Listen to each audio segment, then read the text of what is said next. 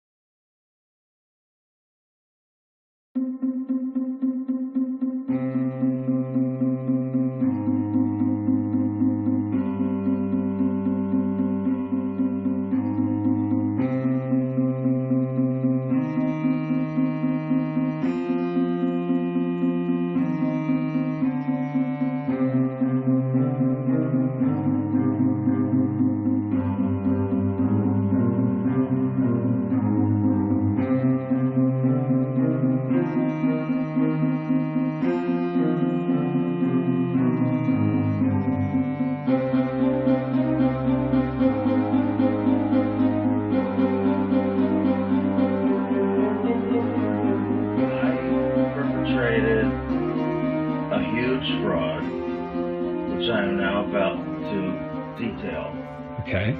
Involving the United States government and NASA. All right. And I'm sure you've heard the rumors. The moon landing hoax? That's right. That the moon landing was fake. The moon landings all were fake. And I was the person who filmed it. You're serious? Okay. I'm serious. I'm dead serious. Because I only have this certain amount of time with you, and I'll talk about whatever you want. You know, this isn't some type of joke or no, it's not film within a film thing. Not a joke. Nope. Okay. The conspiracy theorists were right on this occasion. If you're telling the truth, why would you do it? Why are you telling me? I mean, what the? Don't you think it's important for people to know the truth? Yeah, yes, certainly. They had a massive fraud, an unparalleled fraud perpetrated against them. They should know. Okay. I mean, they're already suspicious of the government. They may as well have their suspicions confirmed. Okay. And justified.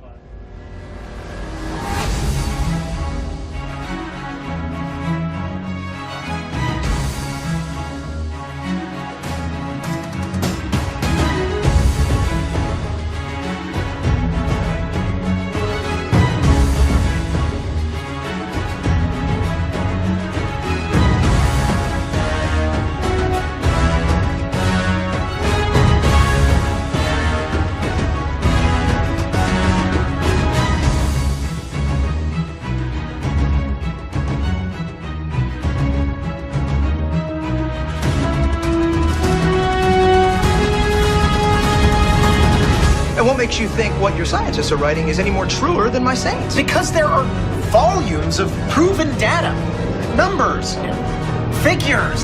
Have you poured through the data yourself? The numbers, the figures? Well, no. No. Oh, interesting. So let me get this straight, Mr. Reynolds. You get your information from a book written by men you've never met. And you take their words as truth, based on a willingness to believe, a desire to accept, a leap of, dare I say it, faith?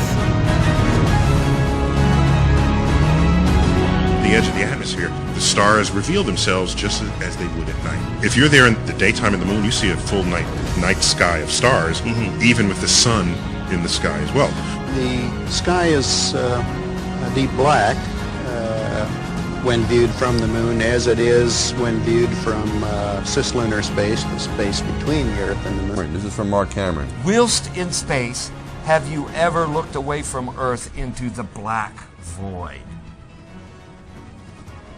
Yeah. All because the you time. can see. Yeah.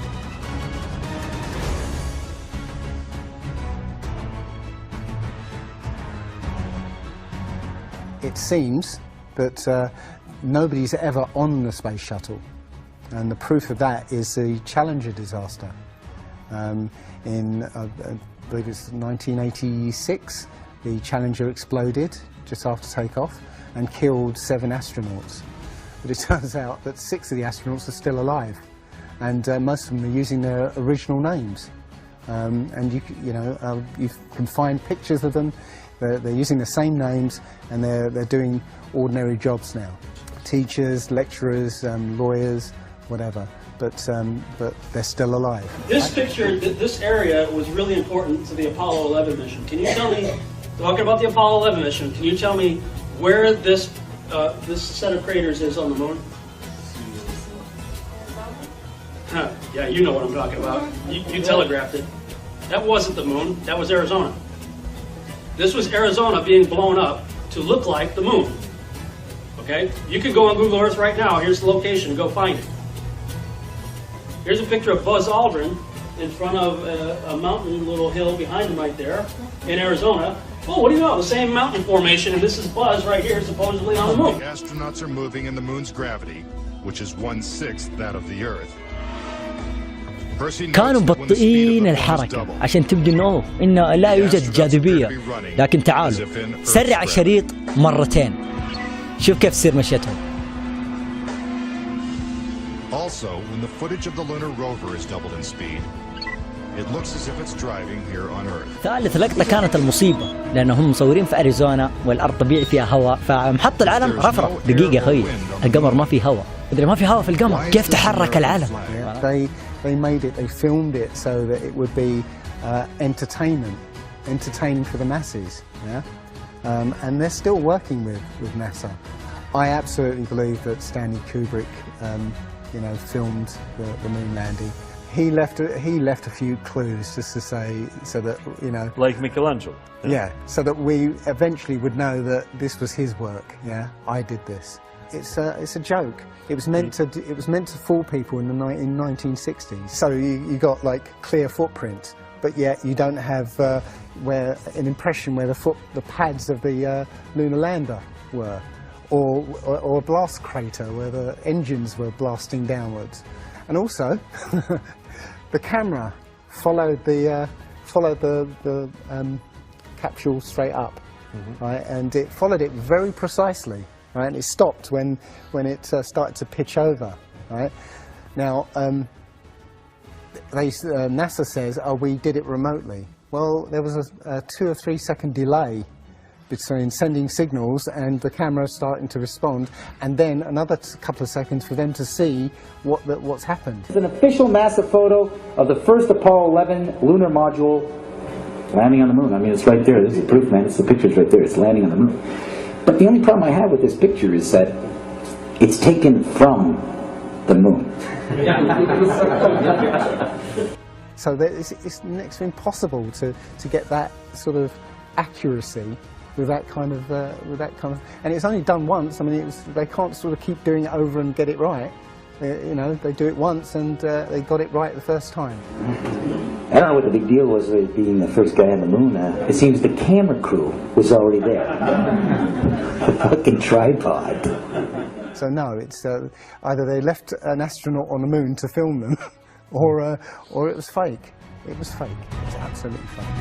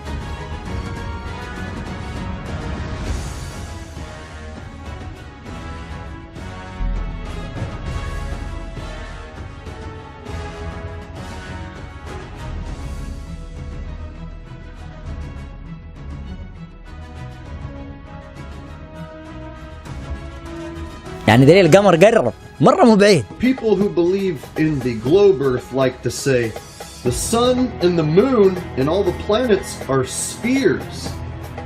You can just tell by looking at them, they're spheres. So what makes you think Earth is flat and not a sphere? This in my hand is a sphere, right? Oops. But it's not. So how the fuck do you know the moon isn't just a half sphere or the sun isn't just a half sphere? How do you know when you're looking at the sun, it isn't that on the other side?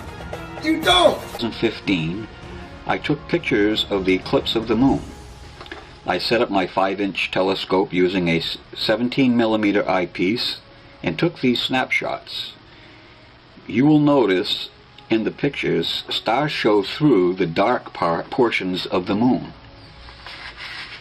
And as I go through them, I'll blow them up a little larger so you can see these stars. I'll point to one. There's a blue star here, a white star, and as I see these pictures, I see that there's stars shining through like they had predicted.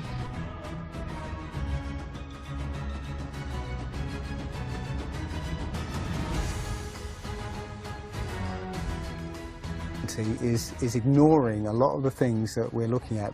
So normal people are going out and doing experiments. And one of the experiments has turned up an amazing fact that we've not been told, and it destroys the whole idea of this heliocentric system.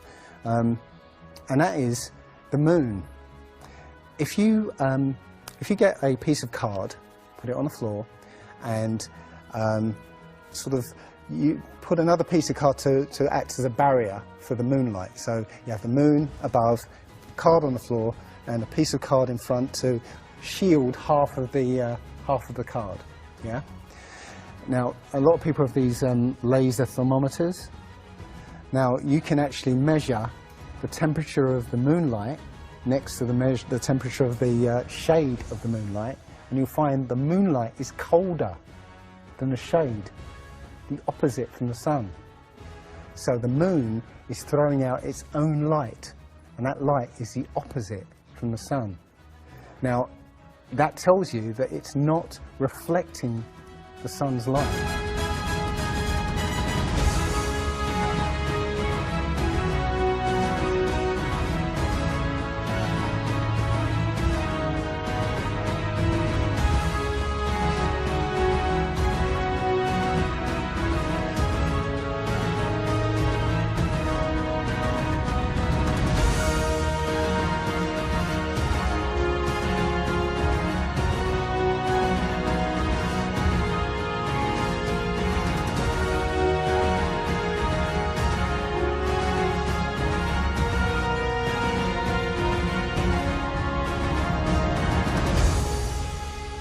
Well, the thing about the sun is that we're told it's 93 million miles away. It's not. It's actually something around 3,000 miles away and about 34 miles across. That might sound really crazy, but if you look at look out on a day that's got broken cloud, you'll see that the sun rays will come out at an angle. Most people have seen this. The rays come down in angles. If the sun was 93 million miles away, then all the light will be coming parallel. So if you imagine, there's no way to show 93 million miles, but something way over there, all the light that reaches this globe will be parallel. There's no way that light can come that far and spread out like that. Now if you follow those light rays, you'll see exactly where the sun is. And as I said, it works out to be about 3,100 miles. Now, if that's the case, and the sun is circling over this flat plane, yeah, its light range is limited. So it's illuminating the part of the Earth it's like over at the moment. So, say over Europe, it might, or over South America there. It's over there. Well, Australia's going to be in the dark because the sun isn't going to throw enough light to illuminate Australia. Mm-hmm. Yeah. Mm-hmm. Now, most people say, well, I see the sun rise and set. How can that be if it's just going round in a circle? Well, that's perspective again. If you actually see video of the sun coming up and going down, many times you'll see that the sun starts off as it's coming up very, very tiny, and it gets bigger as it gets closer to midday and then gets smaller again. It's literally that effect of perspective, you know, with some things above you, like the ceiling in a hallway, yeah, as it goes further away, it will seem to sink down towards the horizon until it disappears beyond the limit of your sight. And that's all you're seeing. You're seeing literally the sun circling overhead but seeming to set. وهذا الفيديو بكاميرات وعدسات عالية الجودة يوضح لنا شكل الشمس الحقيقي. تشوفون على الشمس في بقع محددة، هذه البقع مهما صورت الشمس من 20,000 سنة إلى اليوم تجد فيها نفس الشكل، وهذا هو شكل الشمس الحقيقي، أبدا ما فيها انفجارات ولا شيء.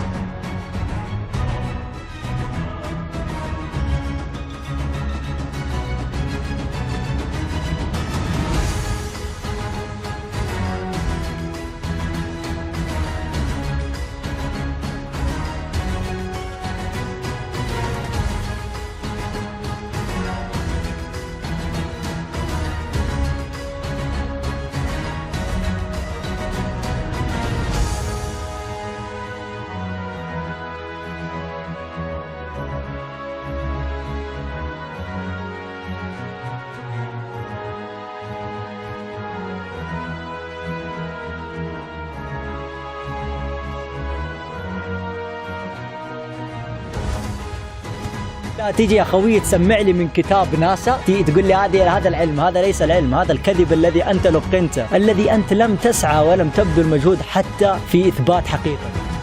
جيب تلسكوب انظر في غروب الشمس، ما حندوس عليك شيء، روح بحر زوم وطالع في الشمس وهي تبتعد.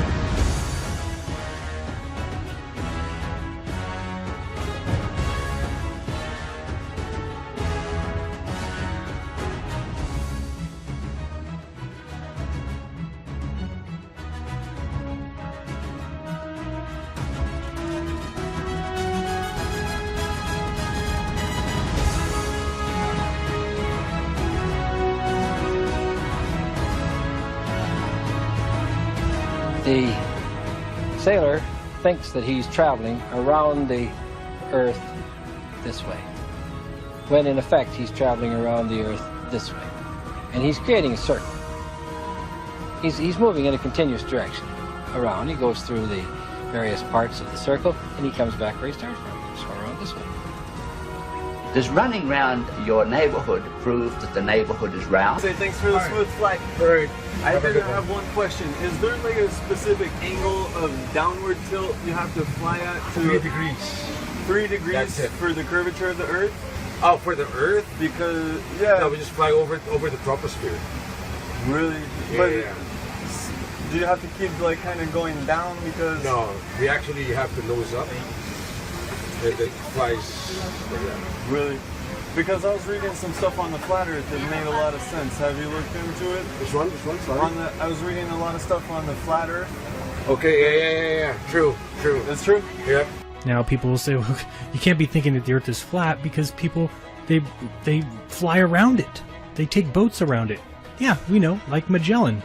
And people like NASA love to throw these things right in our face. For instance, this is the NASA-designed Magellan mission patch. Notice anything weird about it? It's a boat that goes in a circle. Do you see that? Is it going around a globe? Or is it making a circle around a flat disc? Ships sail away. They don't disappear all at once. No, first, the bottom will disappear. See, the bottom of the ship is gone. Now we can see midway up, and then the whole thing disappears. Now, ships came back. They didn't fall off the table. So people realized that the world is curved. I mean, it's a big curve, but it's curved. Boats don't disappear over the curvature of the horizon. Boats disappear due to perspective. All you have to do is go to the beach, watch a boat disappear from your eye, and then whip out your telescope, your binoculars, or your high-powered zoom on your camera, and you can pull the entire boat right back into view. Whole mass and all. Yeah, that's right. You think the boat disappeared? Just whip out your telescope, your binoculars, or your zoom camera. You bring the entire boat back into view, completely debunking everything Coy just told you. We don't have time for a meeting of the Flat Earth Society. You went up on top of your house and saw the curvature. You went on a plane and saw the curvature. No, you didn't. There is no curvature. Go try and fucking measure it. You have to measure it on water, okay? Try and measure it on a long canal. Try and measure it on sea. Use a laser level. Take a really, really long piece of rope. Do whatever you gotta do to try to measure this supposed curvature and film it. And then post it. And if your curvature is real, well then all us flat earthers will look stupid, huh? So show me your homegrown experiments, because our homegrown experiments, like the Bedford level experiment, they show a flat earth every single time. There is no curvature. You know how I know? I tried to debunk the flat earth and I failed. That's how most of us get started. We try to debunk the flat earth and we fail. They say that you see the mast, you know, go down last. It's literally just the way your vision works. Yeah, it's perspective and atmospherics basically. The limit of your vision is supposedly 3 miles, and then after 3 miles you're supposed to see the boat start to go over the horizon. Here's the furthest one I've found so far. This is my record so far. I'm sure it'll keep on growing. This is the Reunion Island from the Isle of Mauritius. It's 149 miles away. It's a long, long, long way away. Once again, we can see the peak, but we can also see most of the West Island. This is quite clearly a very, very good observational day. Very clear, very calm. The highest peak on Reunion Island is 3,072 metres tall. It's just under 2 miles.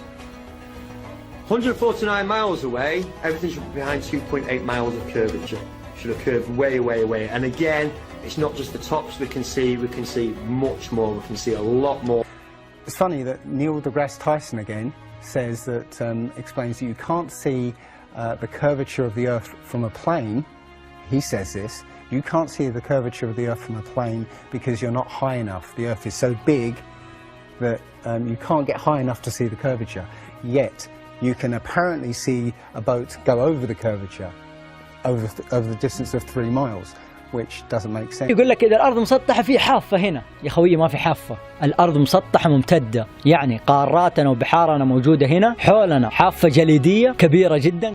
Nothing flies over the South Pole, because again on a flat map, the South Pole, the continent of Antarctica, is the ring around the Earth. So you know you can't fly over the ring and get anywhere. That's why we're not allowed to go there. واللي يقول لك في حافة للعالم هذا كذاب، ما في أي حافة، ولم يثبت أحد إنه أصلا في حافة. والسماوات والأرض كبيرة جدا، وبالدليل ذلك أن الله سبحانه وتعالى قال جنة عرضها السماوات والأرض. فعلا الأرض عريضة والسماء عريضة. I mean, think about it. It's the only treaty that's you know all these countries have signed and never broken and completely agreed on. It's the only one. And you know what treaty is there that everybody's agreed on?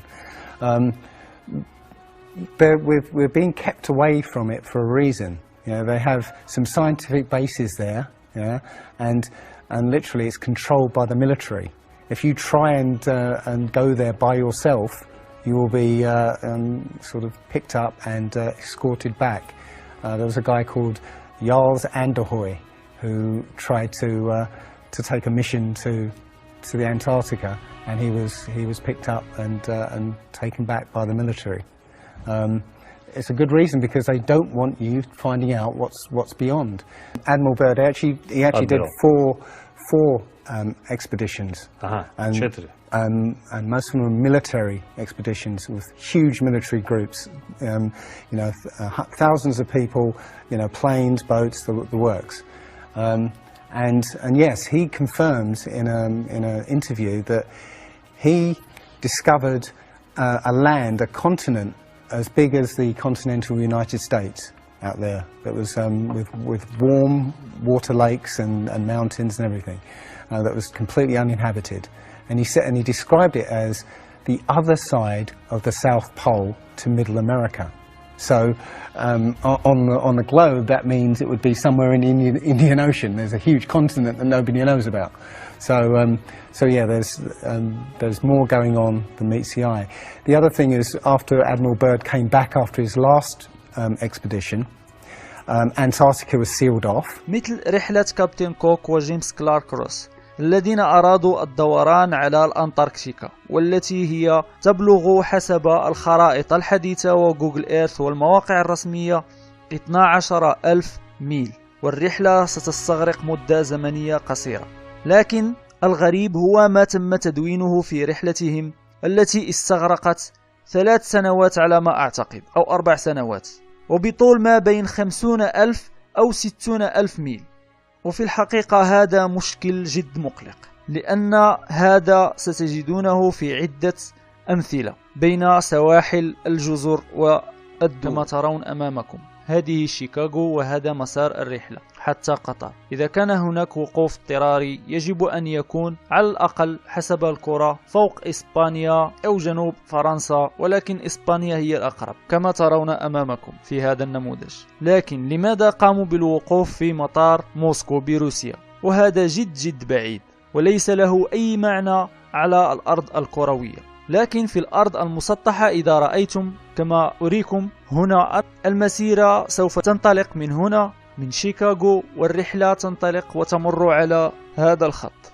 ما محل موسكو في الإعراب هنا؟ لماذا نزلوا في موسكو اضطراريا؟ وموسكو تقع بعيدة جدا. هذا لن تجدوا له أي تفسير ولا أي معنى إلا في خريطة الأرض المسطحة.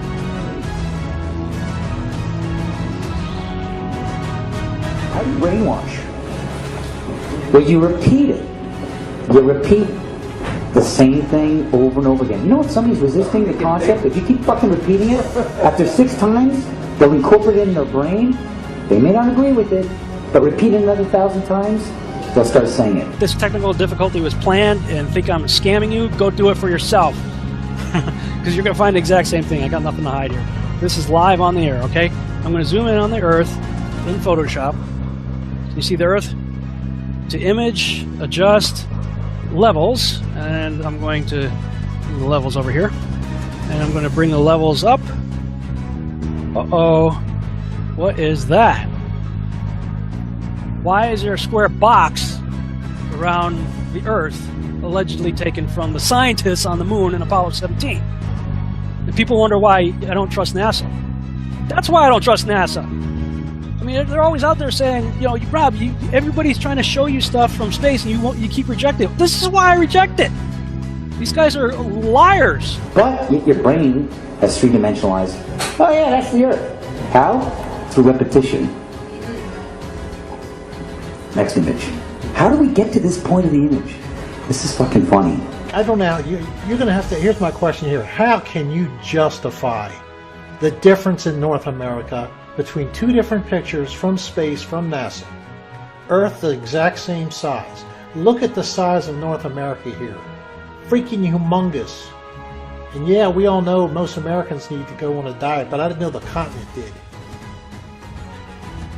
I'm going to make this, you see what's happening here? I'm shifting to something that's right under it. See how they're the same size? Oh, now let me take the top one and drag it off so you can see.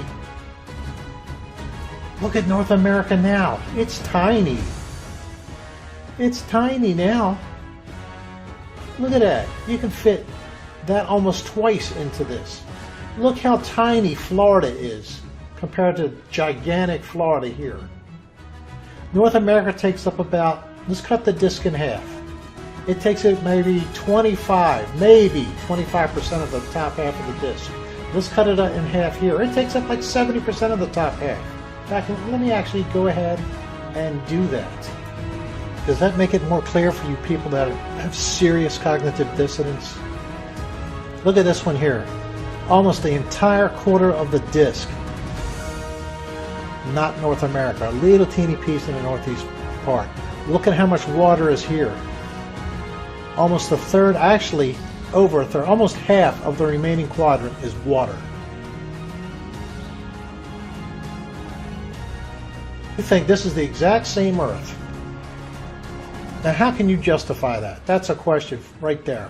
How can you justify that? هذا هو الشكل الأشهر والأكثر استخداما بين الخرائط، وهو ما يعرف بإسقاط ميركاتور نسبة إلى الشخص الذي قام بوضعه.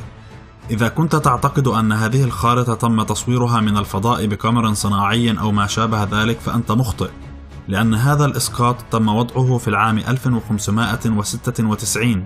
المثال الأول هو جزيرة غرينلاند التابعة لدولة الدنمارك. نرى في هذه الخارطة أن هذه الجزيرة هائلة الحجم، فلو وضعناها إلى جانب قارة إفريقيا سنرى أنها تقاربها في الحجم إلى حد ما. لكن هل تعلم أن في الحقيقة هذه الجزيرة هي أصغر من دولة الجزائر وحدها؟ فلو بحثنا عن مساحة هذه الدول في أي مرجع تريدوه ستجدون أن مساحة جزيرة غرينلاند تقريبا 2.1 مليون كيلومتر مربع، ومساحة قارة إفريقيا تقريبا 30 مليون كيلومتر مربع، أي أكبر من جزيرة غرينلاند ب15 مرة، بينما مساحة دولة الجزائر تبلغ 2.3 مليون كيلومتر مربع. فلو أخذنا جميع هذه الأرقام بعين الاعتبار يجب أن تكون جزيرة غرينلاند بهذا الحجم. مثال آخر هو دولة روسيا. هذه الدولة ذات المساحة العظيمة التي تمتد على جزء كبير من الخارطة. بناء على المساحة المرسومة على الخارطة يمكننا وضع كامل قارة إفريقيا داخل دولة روسيا. ليس هذا فحسب، كما ويمكننا أيضا وضع قارة أمريكا الجنوبية، ومع هذا سيتبقى جزء كبير من روسيا لم يغطى. لكن إذا بحثنا عن مساحة دولة روسيا الحقيقية سنجدها عبارة عن 17.1 مليون كيلومتر مربع، أي تقريبا نصف مساحة قارة إفريقيا، تقريبا بهذا الشكل. مثال آخر هو دولة السويد التي تبدو كبيرة على الخارطة، فلو وضعناها إلى جانب جزيرة مدغشقر سنجد أنها تقريبا تعادلها مرتين في المساحة، لكن في الحقيقة مساحة مدغشقر أكبر من مساحة دولة السويد، تقريبا ستبدو بهذا الشكل عندما نراعي المساحات الحقيقية. مثال آخر هي دولة كندا التي تمتد أيضا على جزء كبير من الخارطة، والتي يمكننا أيضا وضع قارة إفريقيا بالكامل داخلها، لكن مساحة كندا الحقيقية هي ثلث مساحة قارة إفريقيا، لتبدو تقريبا بهذا الشكل عند رسمها الدقيق. الأمثلة على هذه الأخطاء المقصودة لن تنتهي، فتقريبا كل دول العالم الأول كما يطلقون على أنفسهم غير ممثلة بالمساحات الحقيقية على هذه الخارطة. There are no images of Earth from space. The only one that NASA actually claims is a photograph. It was from 1972, and it's the famous picture. It's got Africa sort of near the top. And it's the same picture they've been using for the last 40 or 50 years in every textbook. Every other image is what they call a composite. It's Photoshop. Thousands of satellites supposedly orbiting the Earth. Why can't we get thousands of pictures? One shot with the whole Earth in it. Hell, we should have a channel on cable that shows the Earth rotating 24 hours a day, every day. Nope. Let's listen to NASA's very own Robert Simmons talk about how we get our fake pictures of Earth. Last week, scientists at NASA released this. The shot is compiled from data from NASA's VIIRS instrument, which orbits the Earth about every 100 minutes, taking measurements of light coming off the planet. That can be translated into ribbons of imagery like this, and then into one of these. And this is just the latest in NASA's Earth from Space album. Then in 2002, Blue Marble 2.0, NASA's Rob Simmons made this. Simmons' job is... It's primarily taking data and making pictures out of it. That's what this is, a composite of data sets from several different instruments translated into a picture. So we actually had to take clouds out. They stashed the clouds for later, went onto the ocean. That came from an instrument that measures phytoplankton in the sea. Where it was low, I colored it dark blue because they're low mostly in mid-oceans. And then where it's a little bit higher, it was like a little bit brighter green. Then add the clouds back in. There's a small problem with it because there's a very slight gap in between each orbit. So some of those are painted on. It is photoshopped. Not having one authentic picture of the Earth alone is a huge red flag. Whole model like 400 or 500 years before the airplane. 400 years before the airplane, pretty much. So like beginning 1900s. They went to the North Pole in the 1900s. This is 1482.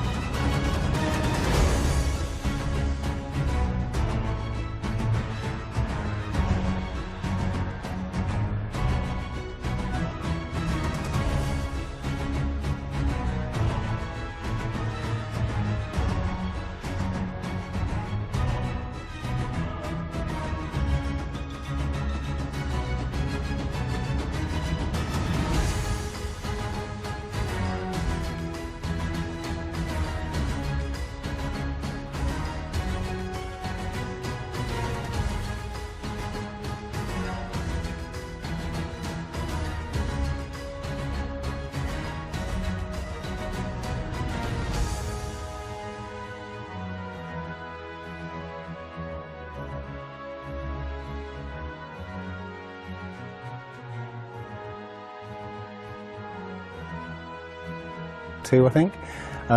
Again, when you zoom into it with Photoshop, you'll see where they've used the clone tool in Photoshop to take a picture of one of the clouds and stamp it in various places around the picture. They got lazy. In another image, they've even photoshopped the word sex in the clouds, which is a subliminal tool they use to get people to sort of relate to something. They literally, you can look at this and you can find it on NASA's website. In a video I'm working on at the moment, I've got a video from what they call the Galileo space probe. As it left Earth, it took a series of shots of Earth apparently, and you see that over the course of 25 hours, the clouds never move. Okay. Now I happened to find some pictures of satellite pictures of Earth, and I noticed that in these separately taken satellite shots, the clouds were exactly the same as the ones in this Galileo shot. So it's a cloud map. It would be very simple indeed to just silence everybody and, you know, put an end to this topic once and for all, turn the Hubble round and show us Earth in real time, zooming in onto a place so that we can see what's happening at that place, and we know that there is something up there looking down on us from space. But they will not do it. They can't do it. It can't. It doesn't exist. It literally doesn't exist.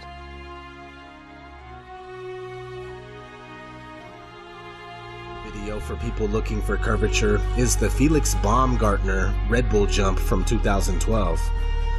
People really believe that they are seeing a genuine curve here, but it's simply a fisheye lens. Otherwise, New Mexico takes up most of the planet. Wake up, ladies and gentlemen.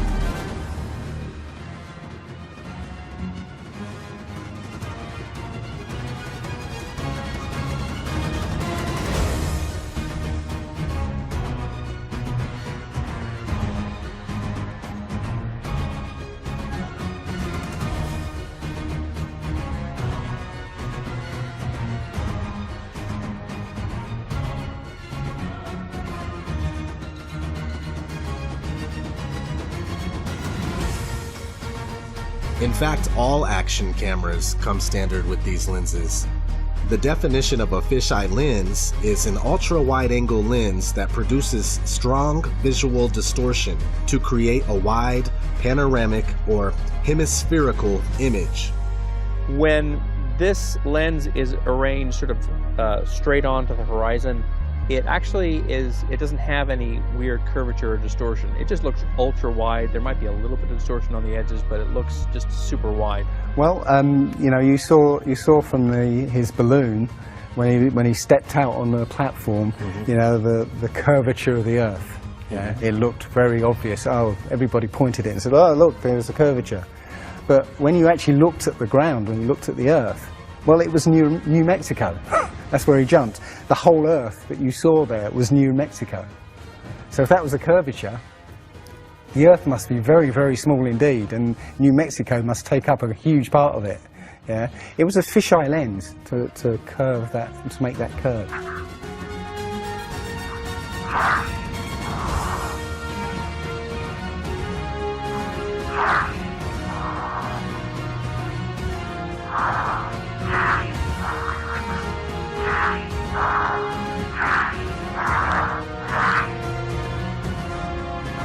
Here's a video from a balloon that was launched by a high school in South Carolina.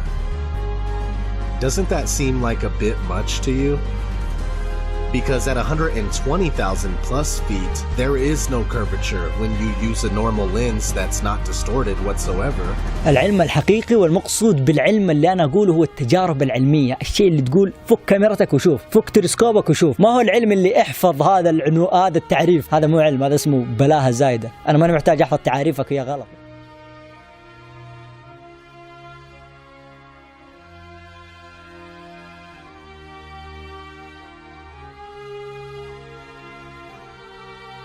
This is amazing because when I first started looking, it was about a year and a half ago, I looked on YouTube and there were maybe about 100 videos, not even that probably, and nobody was talking about it, right? And then over 2015, it exploded. There are thousands and thousands and thousands of people looking at Flat Earth now. And what happens is that you'll watch something or read something and something will strike a chord in your mind and you'll think, yeah, I've always wondered that.